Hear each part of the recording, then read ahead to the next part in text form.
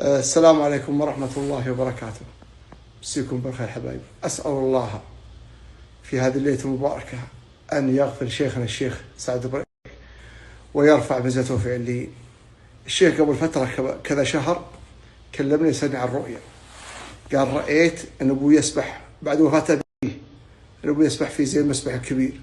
يقول الشيخ الله يغفر له فطبيت وصرت أسبح مع أبوي ونمشي سوا. طبعا تفسير الرؤيا أنه أول واحد يلحق بأبيه، هذه بقرب أجله، بس أنا ما علمته ولا قلت حاجة. قال أبو مبارك وش تفسيرها؟ قلت هذا خير من الله. قال شيخ أنا سبحت أنا أبوي سوا. قلت هذا خير. الشيخ درى أنها قرب أجله وأن وفاته. العجيب أن الرؤيا هذه صارت وين؟ في يوم السبت، وتوفى في يوم السبت. سبحان الله العظيم، رأى الرؤيا في يوم السبت وتوفى في يوم السبت. فالشيخ حس بقرب أجله ودنو أجله، وأول واحد يلحق بأبيه من أهله. سبحان الله العظيم.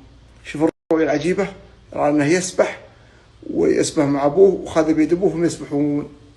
فأسأل الله أن يغفر له وأن يتجاوز عنه